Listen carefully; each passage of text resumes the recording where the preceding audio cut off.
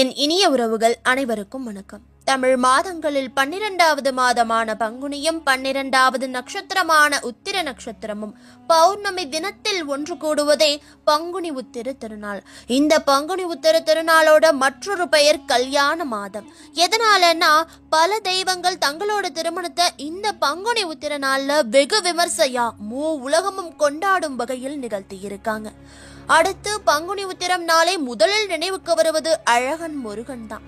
முருகப்பெருமானுக்கு உலகெங்கும் உள்ள பக்தர்கள் பால் குடம் எடுத்தும் காவடி சுமந்தும் தங்களோட நேர்த்திக்கடன் அர்ப்பணிக்க கூடிய ஒரு மிகச்சிறந்த நாளா பங்குனி உத்திரம் இருக்குது.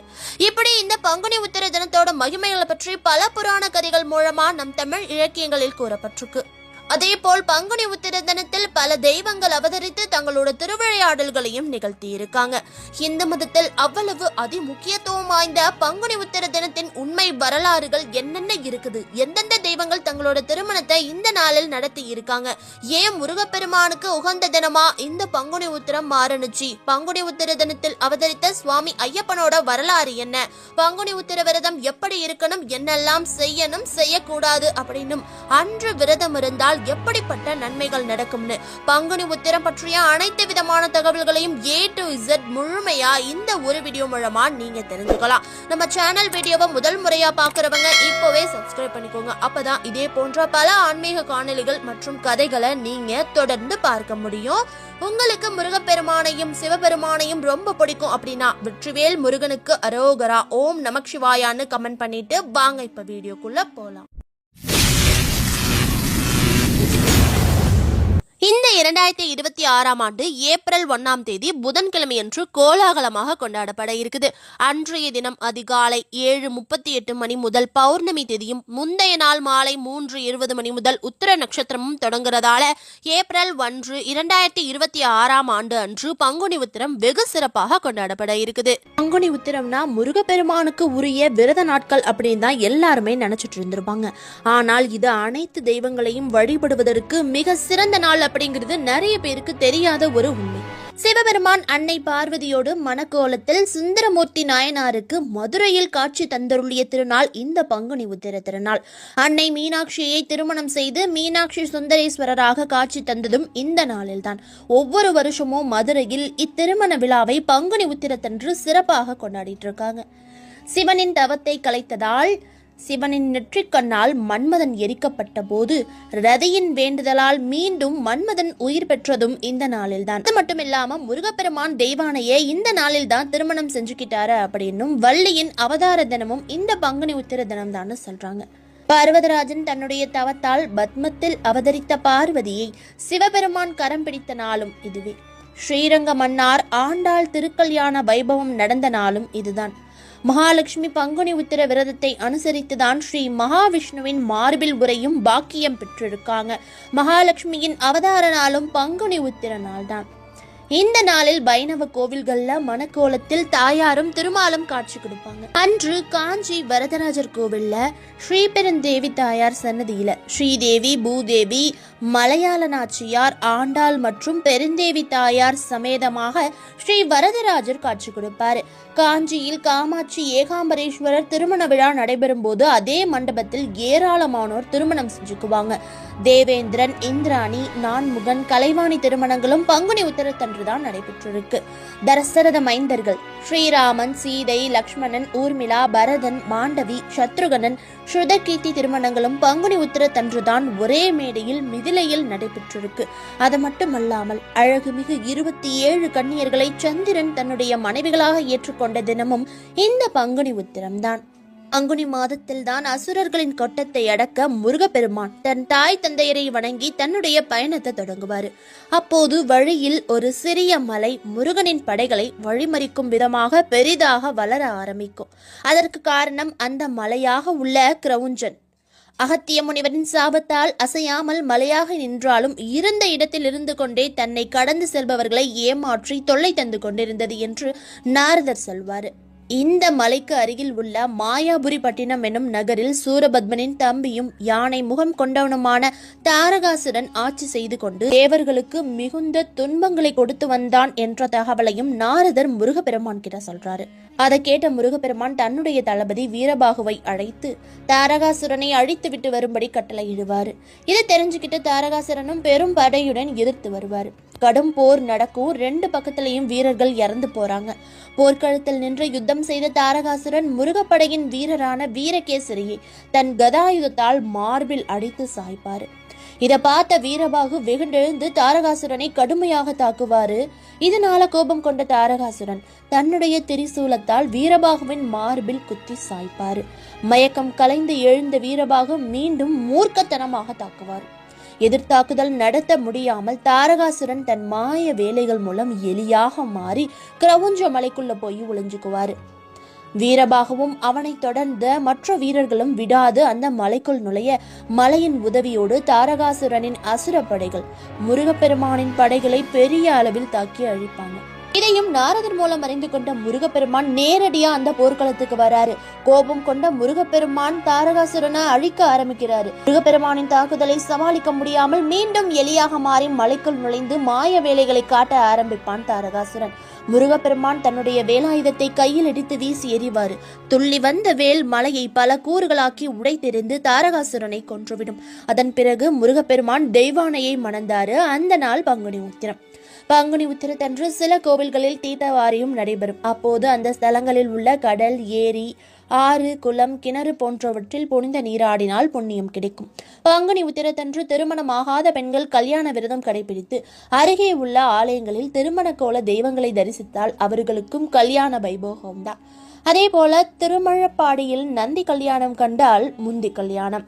திருமணஞ்சேரி, ஆலங்குடி, ஸ்ரீவாஞ்சியம், திருமகள், திருவிடந்தை, திருவேதிக்குடி, பிள்ளையார்பட்டி, திருவேழிமலை, திருப்பரங்குன்றம், கன்னியாகுமரி, காஞ்சி மாங்காடு, ஸ்ரீவில்லிபுத்தூர், திருச்செந்தூர், திருசத்திமுற்றம், கேரளத்தின் திருமணஞ்சேரி, ஆரியங்காவு மற்றும் மணமுடிச்சநல்லூர், திருப்பாச்சாத்தி, திருவெண்காடு, திருவேள்விக்குடி, திருநெல்வேலி, திருவாரூர், வேதாரண்யம், திருவிடைமருதூர், கும்பகோணம், திருநல்லூர், திருமழப்பாடி, திருப்பாழைத்துறை, திருக்குற்றாலம், திருவேற்காடு, திருச்சோற்றுத்துறை, வைத்தீஸ்வரன் கோவில், திருநாகேஸ்வரம், பூவாலூர், சக்தி கோவில், திருமணமங்கலம், விசாலேஸ்வரன் கோவில், தாடிக்கொம்பு, திருத்துறைப்பூண்டி ஆகிய ஸ்தலங்களில் ஏதாச்சும் ஒரு கோவிலுக்கு போய் திருமணம் எனக்கு சீக்கிரம் நடந்து முடியணும் அப்படின்னு வேண்டிட்டு வரவங்களுக்கு உடனடியா திருமணம் ஆகும் அப்படின்னு சொல்லப்பட்டிருக்கு. அடுத்து பங்குனி உத்திர தினமன்று விரதம் எப்படி இருக்கணும்னு தெரிஞ்சுக்கலாம். பங்குனி உத்திரமன்று அதிகாலையில் எழுந்து குளித்துவிட்டு வீட்டில் விளக்கேற்றி முருகப்பெருமானை வணங்க வேண்டும். அன்று முழுவதும் கந்த சஷ்டி கவசம், திருமுருகாற்றுப்படை, திருப்புகழ் போன்ற நூல்களை படிப்பது நல்லது. அப்படி படிக்க முடியாதவங்க ஓம் சரவண பவ என்னும் மந்திரத்தை நாள் முழுக்க உச்சரிக்கலாம். இதன் மூலம் நமது மனமானது இறைவனையே நினைத்த வண்ணம் இருக்கும். அதனால் மனம் செம்மையடையும். அன்று ஒரு வேளை மட்டுமே உணவு உண்டு விரதம் இருக்கணும். வயசானவங்க, உடல் நலம் பாதிக்கப்பட்டவங்க பால், பழம் போன்றவற்றை எடுத்துக்கலாம். நாள் முழுக்க விரதம் இருந்து மாலையில் முருகன் கோவிலுக்கு சென்று அர்ச்சனை செய்து விரதத்தை நிறைவு செய்யலாம். பக்கத்துல முருகன் கோவில் இல்லை அப்படின்னா சிவன் அல்லது பெருமாள் கோவிலுக்கும் போகலாம். அங்கு தீபமேற்றி முருகனை நினைத்து வழிபடுங்க.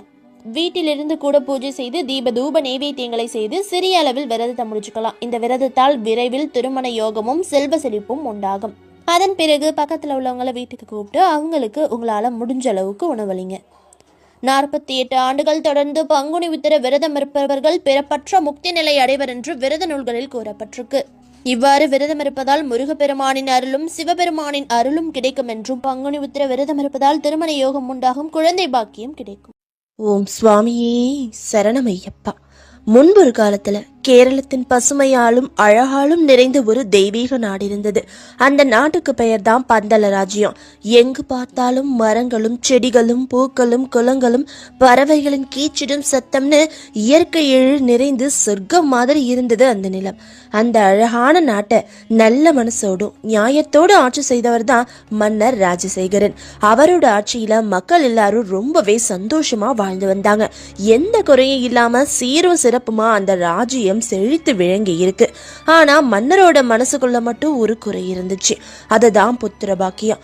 மன்னரும் மகாராணியும் போகாத கோவில் இல்ல, வேண்டாத தெய்வம் இல்ல. அவங்க தினமும் ஒவ்வொரு கோவிலுக்கா போய் எங்களுக்கு ஒரு குழந்தைய கொடுங்கன்னு மனசார வேண்டி பிரார்த்தனை பண்ணிக்கிட்டே இருந்தாங்க. அவங்களோட வேண்டுதலுக்கு தெய்வங்கள் அவ்வளவு சீக்கிரமா பதில் கொடுக்கல. காலம் ரொம்பவே அமைதியா இருந்தது. ஒரு நாள் அதிகாலையில மன்னரும் அவரோட அமைச்சர்களும் சில சிப்பாய்களும் சேர்ந்து நாட்டு காட்டை சுற்றி வலம் வந்து கொண்டிருந்தாங்க.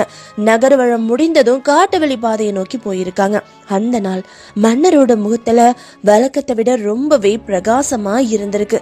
மனசுக்குள்ள ஏதோ ஒரு இனம் புரியாத சந்தோஷம், அமைதி, ஆனந்தம் குடிக்கொண்டிருந்திருக்கு. அந்த நேரம் திடீர்னு காட்டுக்குள்ள இருந்து ஒரு குழந்தை அழற சத்தம் கேட்டிருக்கு.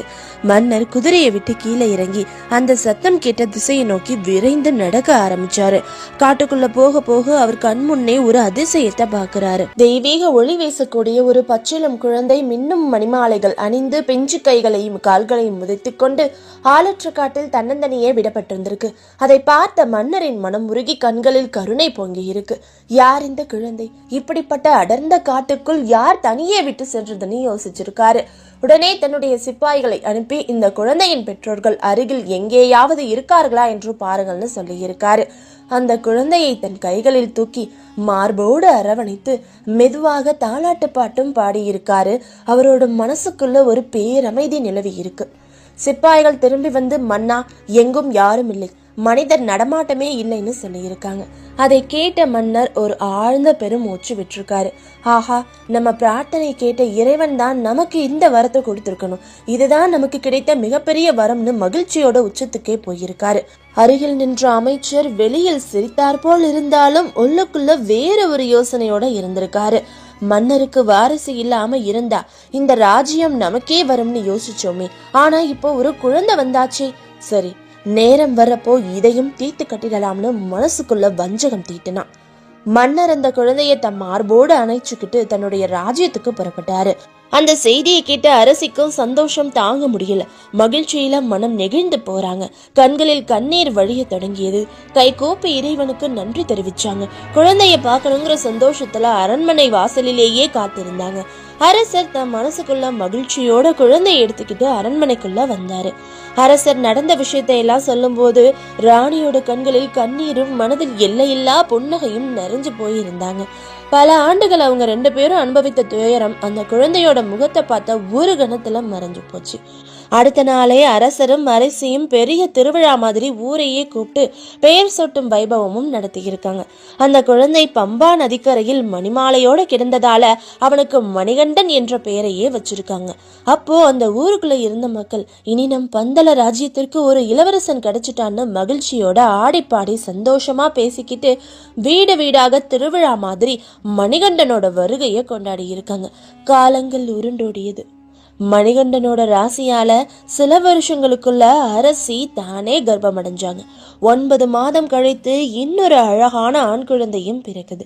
வளர்ப்பு மகன் மணிகண்டன் ஒரு பக்கம், சொந்த மகன் மறுபக்கம்னு 2 பேரையும் பார்த்து அரசரும் அரசியும் பேரானந்தத்துல இருந்தாங்க.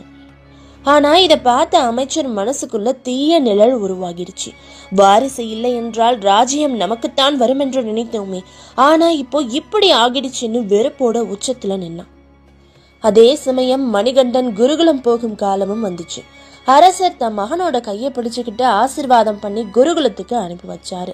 அனைத்து கலைகளையும் கற்று அறிவில் சிறந்தவனாக மாறும் மகனேன்னு ஆசிர்வதித்து பேசி அனுப்பி வைக்கிறாரு. மணிகண்டன் தன் குருவிடமிருந்து அனைத்து கலைகளையும், சண்டை கல்வியையும், வேத ஞானத்தையும், அன்பையும், மரியாதையும், பல நற்குணங்களையும் கற்று மிகச்சிறந்த மாணவரா தேர்ந்து வராரு. சில ஆண்டுகளில் குருவையே மிஞ்சும் அளவுக்கு ஒளிவிடும் மாணவனாக மாறுறாரு. அதை பார்த்த குருவின் மனசு ஆச்சரியத்தால நிறைஞ்சு போயிருந்திருக்கு. இவ்வளவு ஞானம் கொண்ட பிள்ளையை என் வாழ்நாளில் நான் பார்த்ததே இல்லை. இவன் சாதாரண மனிதன் இல்லை, தெய்வத்தின் அம்சம்தான் மனசுக்குள்ள நினைச்சுக்கிட்டாரு. சில வருடங்கள் குருகுல வாசம் முடிந்ததும் மணிகண்டன் குருவிடம் வந்து குரு தட்சணையா பொன்னையும் பொருளையும் ஆபரணங்களையும் அள்ளி கொடுக்கிறாரு. ஆனா குருவோ அந்த பொருட்களை, அந்த தட்சணையை ஏத்துக்காம ரொம்பவே அமைதியா இருக்கிறாரு. அதை கவனிச்ச மணிகண்டன், குருவே, உங்க முகத்துல சந்தோஷம் இல்ல, உங்க மனசுல ஏதாச்சும் கவலை இருக்கான்னு கேட்டதும், மணிகண்டா, எனக்கு பொன் பொருள் வேண்டாம், ஆனால் என் மகனின் வாய் பேச முடியாத அந்த வலிதான் என்னை மேலும் மேலும் துன்பப்படுத்துதுன்னு சொன்னதும் உடனே மணிகண்டன் சிறு புன்னகையுடன், உங்கள் மகனை கூட்டி வாருங்கள் குருவேன்னு சொன்னதும் குரு வியந்து போய் தன்னோட மகனை கூட்டிட்டு வராரு. மணிகண்டன் சிறுவனின் தலையில் கை வைத்து மெதுவாக ஓம் நமக் சிவாயா, ஓம் நமோ நாராயணாய, இதை திருப்பிச் சொல் என கோரச் சொன்னார். அந்த கணம் ஒரு பேரதிசயம் நடந்தது. ஐயப்பனின் சக்தி இவ்வுலகிற்கு வெளிப்பட ஆரம்பித்தது. அதுவரை பேசாத அந்த குழந்தை அவன் வாய் திறந்து அதே மந்திரத்தை திரும்ப கூறினான். அங்கிருந்த குருவும் மாணவர்களும் மெய் சிலிர்த்து போனாங்க. உடனே குரு மணிகண்டனிடம் வந்து கண்ணீரோடு, ஐயா, நீங்கள் யார்? தெய்வத்தின் வடிவமாக வந்திருக்கிறீர்கள். அப்படி இருக்க எதற்காக மனித பிள்ளை போல நீங்கள் குருகுலத்திற்கு வந்தீர்கள் என கேட்டதும் மணிகண்டன் முகத்தில் சிறு புன்னகையுடன், குருவே, நான் கலியுகத்தில் பிறந்த ஒரு தெய்வ அம்சம். மனித குலம் தவறான வழியில் போகும்போது அவர்களை அறத்தின் வழிக்கு கொண்டு வரத்தான் நான் அவதரித்தேன். என்னுடைய நோக்கம் நிறைவேறியதும் சபரிமலையில் உத்திர நட்சத்திர நாளில் அனைவருக்கும் நான் காட்சி அளிப்பேன். அதுதான் உங்களுக்கு நான் தரும் குரு தட்சணை அப்படின்னு சொல்றாரு. குருகுலம் முடிஞ்சு மணிகண்டன் தங்கம் போல ஒளிவிட்டு அரண்மனைக்கு மீண்டும் திரும்பி வராரு. அரண்மனை வாசலிலேயே அரசரும் அரசியும் மகிழ்ச்சியோட காத்திருந்தாங்க. நீண்ட நாட்களுக்கு பிறகு தன்னுடைய மகனை பார்த்த ராணி, ஆஹா, என்னுடைய மகன் எவ்வளவு அழகு, முகத்தில் ஒளியும் அறிவில் ஆழமும் கலந்திருக்கேன்னு சொல்லி அவரை கண்ணீர் கலந்த பாசத்தோடு கட்டி அணைத்தாங்க. அதே நேரத்தில் ராணியின் சொந்த மகனும் அண்ணாவை கண்டவுடனே ஓடி வந்து, அண்ணா எப்படி இருக்கீங்கன்னு கேட்டு கட்டி அணைத்திருக்காரு. அந்த கணம் அரண்மனையிலே ஒரு பேரின்பம் பரவியது போல இருந்துச்சு. ஆனா அந்த மகிழ்ச்சியோடவே ஒரு காரிருள் நிழலும் உள் நுழைந்திருக்கு. அந்த தீய நிழல் தான் அமைச்சரின் வஞ்சகம் நிறைந்த எண்ணம். அவரோட மனசுக்குள்ள தீய சிந்தனைகள் நாளுக்கு நாள் பெரிதாகிக்கிட்டே போயிருக்கு. மணிகண்டன் அரியணை ஏறக்கூடாதுன்னு முடிவு பண்ணிக்கிட்டு இருந்தாரு அந்த அமைச்சர். ஒரு நாள் அவர் தன்னோட தீய யோசனைக்கு உயிர் கொடுத்திருக்காரு. விஷம் கலந்த பால். அந்த பாலை மணிகண்டனுக்கு கொடுத்ததும் மயக்கத்துல மயங்கி விழுந்து போறாரு. அரசரும் அரசியும் துடித்து போறாங்க. அரசர் உடனே வைத்தியர்களை எல்லாம் கூப்பிடுறாரு. எவ்வளவோ மருந்துகளை உபயோகிச்சும் எந்த பயனுமே இல்லாம போயிடுச்சு. அந்த நொடியில பரமசிவனே வைத்தியர் வேடம் பூண்டு வந்து மணிகண்டனோட உயிரை மீட்டெடுத்திருக்காரு. அந்த தெய்வ அருளால் மணிகண்டன் மீண்டதும் அமைச்சரின் இதயம் பயம் கலந்த அதிர்ச்சியால கலங்கி போயிடுச்சு. இது எப்படி சாத்தியம்? அந்த விஷயத்திலிருந்து யாருமே தப்பவே முடியாதுன்னு தலையை பிடிச்சு பிச்சுக்க ஆரம்பிச்சிட்டாரு. பரவாயில்ல, இன்னொரு முறை நிச்சயமா முடிச்சு விட்டுறேன்னு வேறு ஒரு கொடிய திட்டம் போட ஆரம்பிக்கிறாரு. இப்படி இருக்க மணிகண்டனோட திறமைகளையும் ஒழுக்கத்தையும் பார்த்த மன்னர் மகிழ்ச்சியோட அவருக்கு இளவரசர் பட்டம் கொடுக்க ஏற்பாடு செஞ்சிருக்காரு. அரண்மனை முழுவதும் மகிழ்ச்சி, மந்திரங்கள், இசை வாத்தியங்கள், மேளதாளங்கள் முழங்கி இருக்கு. ஆனா அந்த சந்தோஷத்துல அரசியோட முகம் மட்டும் கொஞ்சம் கூட அமைதியே இல்லாம இருந்திருக்கு. அதை கவனிச்ச அமைச்சர், இதுதான் சரியான நேரம்னு ஒரு இரவு பொழுதில் அரசியை சந்தித்து மெதுவாக தழுவிய குரலில் சொல்லி இருக்காரு. அரசியாரே, உங்களுக்கு பிறந்த மகன் இருக்கும் போது எப்படி நீங்கள் வளர்ப்பு மகனுக்கு முடிசூட்டி பட்டம் கொடுக்கறீங்க? நாளை நாட்டு மக்கள் இதை எதிர்த்து உங்களை கேள்வி கேட்க மாட்டாங்களா? அப்போ உங்க சொந்த மகனுக்கு தகுதி இல்லையான்னு ஒரு அவச்சொல் வரும். இது தங்களுக்கு தேவையான்னு நீங்களே முடிவு செய்யுங்கள்னு சொல்லிட்டு அந்த இடத்தை விட்டு நகர்ந்து போறாரு. அந்த வார்த்தைகள் அரசியோட மனசுல கொஞ்சம் கொஞ்சமா நஞ்சு கலக்க ஆரம்பிச்சிருக்கு. ஊன் உறக்கமின்றி நிம்மதியை இழந்திருக்காங்க அரசி. மறுநாள் அரசரிடம் சென்று, அரசே, மணிகண்டன் நம்முடைய வளர்ப்பு மகள் தானே, நமக்கு பிறந்த நம் சொந்த மகனே அரியணைக்கு தகுதியானவன் தானே, அப்படி இருக்கும்போது ஏன் நம்ம மணிகண்டனுக்கு முடி சூட்டணும்னு அப்படின்னு கேள்விகளை எழுப்பியிருக்காங்க. உடனே அரசர், தேவி, நீயா இப்படி பேசுவது? நமது பிள்ளை இல்லா குறையை போக்கி நமக்கு ஆனந்தத்தை அள்ளித்தந்தவன் நம் மணிகண்டன் தானே, அதை நீ மறந்து விட்டாயா? வளர்ப்பு மகனாக இருந்தாலும் மணிகண்டன் தான் நம்முடைய மூத்த பிள்ளை. அவனுக்குத்தான் நாடாளும் உரிமையும் இளவரசர் பட்டமும் போய் சேர வேண்டும் என்பதில் நான் உறுதியாக உள்ளேன்னு ராஜசேகரன் சொல்லி முடிக்கிறாரு. அந்த பதில் அரசிக்கு வலி நிறைந்த பேரதிர்ச்சியாக இருந்திருக்கு. மனம் முழுவதும் வலி நிறைந்த கோபமும் ஆத்திரமும் நிரம்பிருக்கு. இதை தெரிஞ்சுக்கிட்ட அமைச்சர் உடனே வேறு ஒரு புதிய சதி திட்டம் தீட்டுறாரு. அந்த திட்டம் தான் புலிப்பால் சதி. அவன் ஒரு பொய்யான வைத்தியனை விலக்கி வாங்கி அரசிய உடல்நிலை சரியில்லாதவள் போல் நடிக்க சொல்லியதும் அரசியும் அப்படியே தலையை பிடிச்சுக்கிட்டு தலை வலிக்குது, தலை உடையிற மாதிரி வலிக்குதுன்னு நடிக்க ஆரம்பிச்சாங்க. உடனே அந்த வைத்தியர், இந்த நோயை சரி பண்ணணும்னா புலியோட பால் தான் வேணும், அதுதான் அரசியோட வலியை போக்கக்கூடியது, அதுக்கு உடனடியா ஏற்பாடு செய்யுங்கள்னு சொல்லிடுறாரு. அதை கேட்ட அரசரும் வியந்து போய், என்னது புலியோட பாலா? அதை எப்படி கொண்டு வர முடியும்? அதுவும் அடர்ந்த காட்டுக்கு போய் யார் அந்த கொடிய மிருகத்தோட பாலை கொண்டு வருதுன்னு குழம்பி போய் நிக்கிறாரு. அந்த நேரத்துல மணிகண்டன் அமைதியா எழுந்து தன் தந்தை கிட்ட வந்து, தந்தையாரே, கவலை வேண்டாம், அம்மாவின் வழி நிவர்த்தியாக வேண்டும் என்று வேண்டிக் கொண்டு நானே காட்டிற்கு சென்று புலியோட பாலை எடுத்துக்கிட்டு வரேன்னு சொன்னதும் அந்த தெளிவான குரல், தன்னம்பிக்கை நிறைந்த பார்வை அரசரின் இதயத்திலே அன்பு கலந்த பெருமையையும் பயத்தையும் ஒரே நேரத்துல உருவாக்கிடுச்சு. அரசர் கண்ணீர் மல்க மணிகண்டனிடம் சென்று, உன்னுடைய தைரியத்திற்கும் நம்பிக்கைக்கும் நான் தலை வணங்கி நிற்கிறேன். ஆனா நீ ரொம்பவே கவனமா இருக்கணும் மகனேன்னு சொல்லி தந்தை ஆசிர்வதிக்க மணிகண்டன் காட்டை நோக்கி புறப்பட்டாரு. அந்த பாதைதான் அவருடைய அவதார முடிவின் ஆரம்பமானது. மன்னர் ராஜசேகரன் ஒரு மிகப்பெரிய சிவபக்தர். எந்த காரியத்தை தொடங்குறதுக்கு முன்னாடியும் ஓம் நமக் சிவாயான்னு சொல்லி சிவனை வணங்காம போனதே இல்லை. அதனால மணிகண்டனை காட்டுக்கு அனுப்புறதுக்கு முன்னாடி மன்னர் மனம் முழுவதும் சிவபெருமான வணங்கி ஒரு சிறிய பையில் முக்கன் தேங்காயையும் சில புனிதமான உணவுப் பொருட்களையும் வச்சு அதை இருமுடியா கட்டி தன்னுடைய கரங்களாலேயே அந்த பையை கொண்டு வந்து மணிகண்டன் கிட்ட கொடுத்து, இதுல உனக்கு தேவையான சில பொருட்களையும் சிவசக்தியோட அருளும் நீ எடுத்து வைக்கக்கூடிய ஒவ்வொரு அடிகளிலும் உன்னை பின்தொடரும் மகனேன்னு கூறி ஆசிர்வதிச்சு வழி அனுப்பி வச்சாரு. அந்த கணம்தான் மணிகண்டன் இந்த பூமியில அவதாரம் எடுத்த நோக்கத்துக்கான முக்கிய நேரம் வந்து சேருது. அதுதான் கொடிய அரக்கியான மகிஷாமுகியை அழிக்கிற சுவாமி ஐயப்பனோட புனித கடமை. அவள் ஒரு அசுர குலத்தோட தலைவி. அவளோட முகத்தை பார்த்தாலே கதி கலங்க வைக்கும். அவளுடைய உருவம் ரொம்பவே கோரமாக அச்சுறுத்தும் குணம் கொண்டவளாக இருந்தாலும் அவளுக்குள்ளேயும் ஒரு பயம் இருந்துச்சு. முன்பொரு காலத்துல வரமுனி அப்படிங்கிற ஒரு முனிவர் வாழ்ந்து வந்திருக்காரு. அவர் பல காலங்களாக தவம் இருந்து இறை எண்ணங்களுடன் சிறந்து விளங்கியதால எல்லா முனிவர்களுக்குமே இவர் மேல ஒரு மரியாதையும் மதிப்பும் இருந்துச்சு. ஆனால் வரமுனி முனிவரோ தன்னுடைய தவ வலிமையினால் தானே உயர்ந்தவன் என்ற தலைகணத்தோட இருந்திருக்காரு. வரமுனிவரோட தவ வலிமையை கேள்விப்பட்ட அகத்திய முனிவர் அவரை காண அவர் இருந்த இடத்துக்கே போறாரு. ஆனால் வரமுனியோ தன்னை காண வந்திருந்த முனிவர்களான அகத்தியரையும் அவருடன் வந்திருந்த மற்ற முனிவர்களையும் காணாது அலட்சியம் செய்திருக்காரு. இதனால் மிகுந்த சினம் கொண்ட அகத்திய முனிவர் தவத்தினால் தாங்கள் எவ்வளவு உயரிய நிலையை அடைந்தாலும் மற்றவர்களை மதிக்க தெரியாத நீர் எருமையாக பிறப்பேன்னு சபித்திருக்காரு. அகத்திய முனிவரிட்டு சாபத்தின் அருமை தெரிந்தவுடன் தான் செய்த தவறை எண்ணி தன்னை மன்னிக்குமாறு அகத்திய முனிவரிடம் சாப விமோசனம் அளிக்க வேண்டி அவரை சரணடைஞ்சிருக்காரு வரமுனிவர். தான் செய்த தவறை உணர்ந்து விட்டார் என்பதை அறிந்த அகத்திய முனிவர் கோபம் முழுவதும் நீங்கி அவர் அளித்த சாபத்திற்கான விமோசனத்தையும் கூறுவாரு. வரமுனிவரே, நான் இட்ட சாபம் சாபமே ஆகும். அதை என்னால் திரும்ப பெற இயலாது. ஆகவே நீர் எடுக்கும் அடுத்த பிறவியில் மகிஷாவாக எருதுவாக பிறந்து அன்புள்ளம் கொண்ட லோகமாதாவான பார்வதியால் ஆட்கொள்ளப்பட்டு சாபத்திலிருந்து விமோசனம் அடைவாயின்னு கூறியிருக்காரு. அசுரகுலத்துல ரம்பன் எனும் அசுரனுக்கும் ஒரு பெண் எருமைக்கும் மகிஷாசுரன் என்ற அரக்கனும் மகிஷி என்ற அரக்கியும் பிள்ளைகளா பிறக்கிறாங்க. மகிஷாசுரன் அசுரகுலத்தில் பிறந்து வரும் சூழலில் தேவர்களால் அசுரர்களுக்கு ஏற்படும் பல இன்னல்களை கண்டதும் மகிஷாசுரன் தேவர்களை வெற்றி கொள்ளும் வகையில் பிரம்மதேவரை நோக்கி கடுமையான தவம் புரிகிறாரு. மகிஷாசுரனோட கடுமையான தவத்தால் மனமகிழ்ந்த பிரம்மதேவர் அவர் முன் தோன்றி மகிஷாசுரனிடம், உன்னுடைய தவத்தால் யாம் மனம் மகிழ்ந்தோம் என்றும் வேண்டும் வரத்தை கேட்பாயாக என்றும் கூறியிருக்காரு. பிரம்மதேவரை வணங்கிய மகிஷாசுரன் தனக்கு எந்நிலையிலும் எக்காலத்திலும் மரணம் என்பது ஏற்படாமல் இருக்க வேண்டும் என்று ஒரு வரம் கேட்கிறாரு.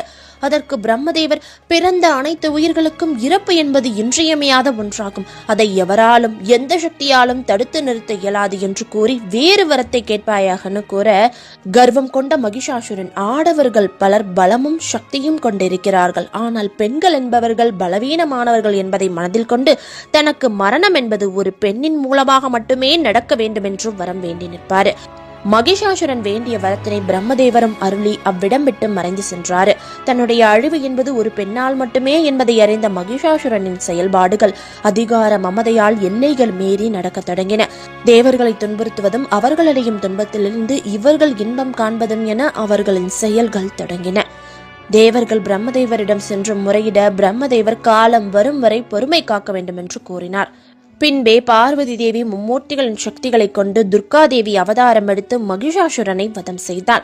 மகிஷாசுரனை வதம் புரிந்த துர்காதேவியே மகிஷாசுர மர்தினின்னு அழைக்கப்பட்டாள். அண்ட சராசரங்களையும் காக்கும் ஆதிபராசக்தி தனது மக்களை வாட்டி வதைத்த அசுரன் மகிஷனையும் அவனுக்கு துணை நின்ற அசுரர்களையும் நவராத்திரி நாட்களில் போரிட்டு வதம் செய்தாள்.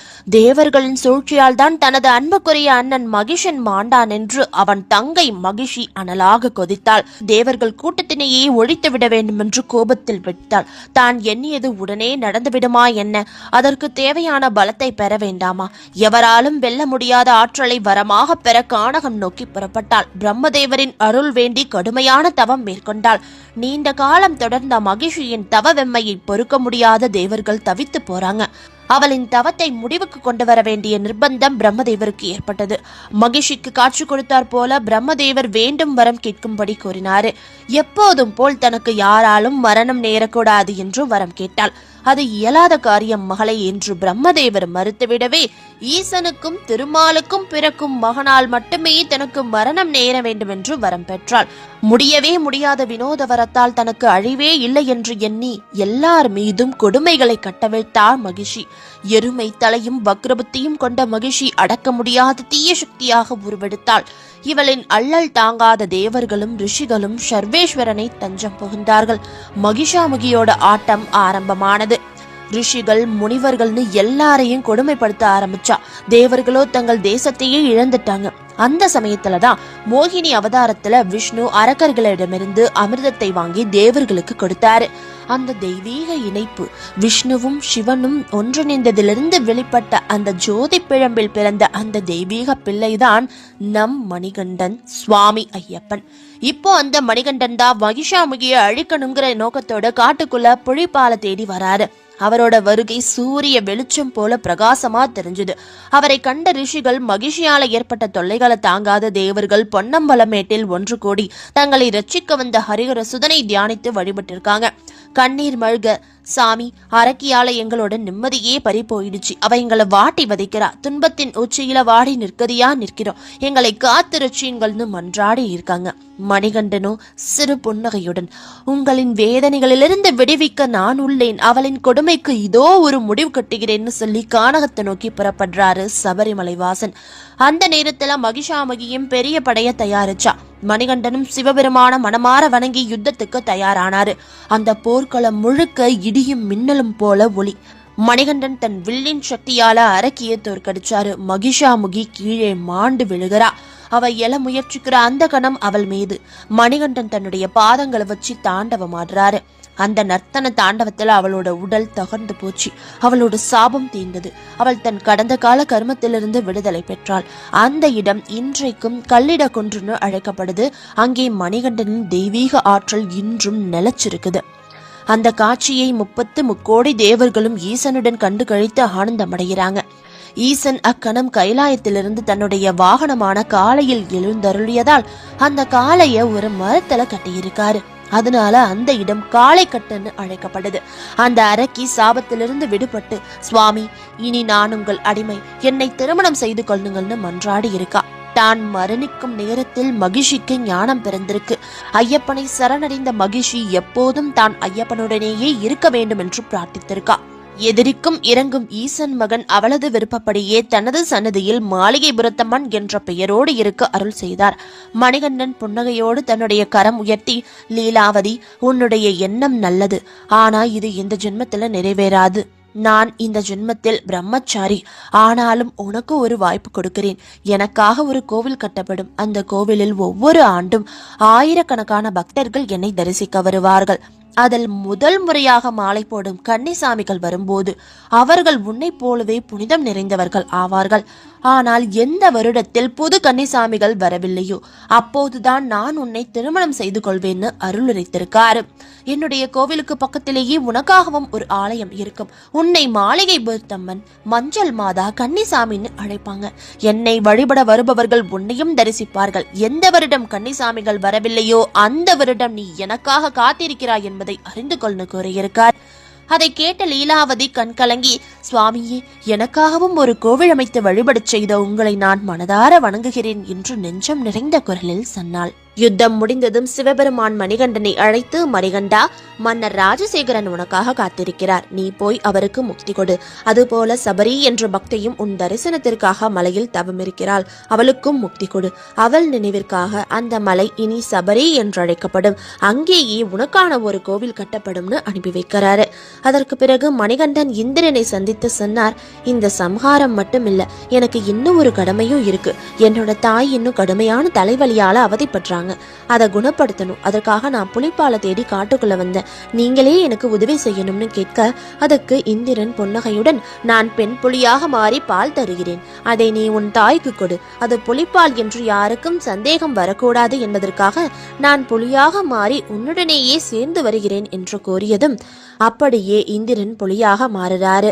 அந்த புலியின் மீது ஏறி மணிகண்டன் அரண்மனைக்கு திரும்புறாரு. அவருக்கு பின்னால் தேவர்கள் பலரும் புலிகளாக மாறி பந்தல ராஜ்யத்துக்கு வராங்க. அந்த காட்சி அரண்மனை முழுவதையும் வியக்க வைத்திருக்கு. மன்னர் ராஜசேகரன் தன் கண்களில் கண்ணீரோடு, என் மகனே, நீ திரும்ப வந்து விட்டாயா என்று மகிழ்ச்சியோடு கட்டி தழுவி இருக்காரு. அமைச்சர்கள், படை வீரர்கள் எல்லாரும் அந்த புலி மீது வந்த மணிகண்டனை பார்த்து அதிர்ச்சியிலும் பயபக்தியிலும் திகச்சு போய் நிற்கிறாங்க. மணிகண்டன் மெதுவாக புலியை விட்டு கீழிறங்கி வந்து மன்னரை நோக்கி, தந்தையே, தாயின் வலியை போக்க புலிப்பாலை கொண்டு வந்திருக்கிறேன், இது போதாது என்றால் இன்னும் பல புலிகளையும் கூட்டி வந்திருக்கிறேன் என்றார். அதை கேட்ட மன்னர் நெஞ்சு நிரம்பிய வலிகளோடு, மணிகண்டா, நீ கடவுளின் அவதாரம்தானே, எங்களால் ஏதும் தவறு நடந்திருந்தால் எங்களை மன்னித்து விடு என்று கண்ணீர் மல்கச் சொன்னார். மணிகண்டன் தன்னுடைய தாயை நோக்கி சென்று, தாயே, நீண்ட நாட்களாக வலியோடு தவிக்கிறாய், இதோ உனக்கான புலிப்பாலை நான் கொண்டு வந்திருக்கிறேன் என்றார். அதை கேட்ட அரசி மனம் நொந்து தன்னுடைய பிழைகளை உணர்ந்து மணிகண்டனின் கால்களில் விழுந்து, என்னை மன்னித்துவிட மகனே என்று கண்ணீரோடு கேட்டார். அதற்கு மணிகண்டன் மென்மையான குரலில், தாயே, நீங்கள் என் காலில் விழலாமா? என்னை 12 வருடங்கள் வளர்த்தது நீங்கள் தானே, என்னுடைய அவதார நோக்கம் நிறைவேற உதவியதும் நீங்கள் தானே, நான் உங்களுக்கு என்ன கைமாறு செய்ய முடியும் என்றார். அதற்கு அரசி மனம் உருகி, மணிகண்டா, உன்னுடைய கடமை முடிந்து விட்டதில்லையா, இனி நீ என் கூடவே இரு என்றார். அதற்கு மணிகண்டன் புன்னகையுடன், இல்லை தாயே, எனக்கு இன்னும் ஒரு கடமையும் இருக்கிறது, எனக்காக வரும் பக்தர்களுக்கு நான் அருள் செய்ய வேண்டும், அவர்களின் வேண்டுதல்களை நிறைவேற்ற வேண்டும், அதற்காக எனக்கு ஒரு புனித இடம் வேண்டும் என்று கேட்க, மன்னர் ராஜசேகரன் உடனே, மணிகண்டா, உனக்கு எவ்வளவு நிலம் வேண்டுமென்றாலும் எடுத்துக்கொள் என்றார். மணிகண்டன் தன்னுடைய அம்பை எடுத்து வானத்தில் விட்டார். அந்த அம்பு சென்று விழுந்த இடம்தான் சபரிமலை. அந்த மலை மீது மன்னர் ராஜசேகரன் பரசுராமரை வைத்து ஒரு கோவில் கட்டியிருக்காரு. அந்த கோவில் தான் இன்று நாம் காணும் சபரிமலை ஐயப்பன் கோவில். தான் வந்த அவதார நோக்கம் நிறைவேறியது என்று உணர்த்திய கலியுக வரதன் கருணாமூர்த்தி ஐயப்பன் தேவர்களின் விருப்பப்படியே அந்த சிலையிலேயே அமர்ந்து அவர்களுக்கு காட்சியளித்தார். ஐயப்பன் அரண்மனையிலிருந்து விடை பெற்று சபரிமலைக்கு பயணித்து வந்தபோது அவருக்கு பணிவிடை செய்து அருள் செய்தவர் தாய் சபரி. ஐயப்பனின் அன்புக்கு அடிபணிந்து அவருக்கு தோழரானவர் வாவர்சாமி. ஐயப்பனுக்கு காவலாக கருப்பண்ணசாமி தனது பரிவாரங்களோடு இங்கு குடிபுகுந்தார். இந்த மூவருமே ஐயப்பனின் சரிதத்தில் அன்பால் இடம்பெற்ற அருளாளர்கள். இந்த சபரிமலை யாத்திரையில் ஐயப்பன் ஏந்தி சென்ற பொருட்களை இன்றும் இருமுடி பொருட்களாக அவரது பக்தர்களால் சுமந்து செல்லப்படுது. அந்த பொருட்களை ஐயப்பனோட அபிஷேகத்துக்கும் பயன்படுத்தப்படுது. தூய துறவியாக, துயர் தீர்க்கும் யோகியாக 18 மலைகள் சூழ்ந்த சபரிமலையில் ஐயப்பன் அமர்ந்து ஆட்சி புரிய தொடங்கினார். ஐயப்பன் கடைபிடித்த விரத முறைகளே பக்தர்களால் இன்றும் கடைபிடிக்கப்படுது.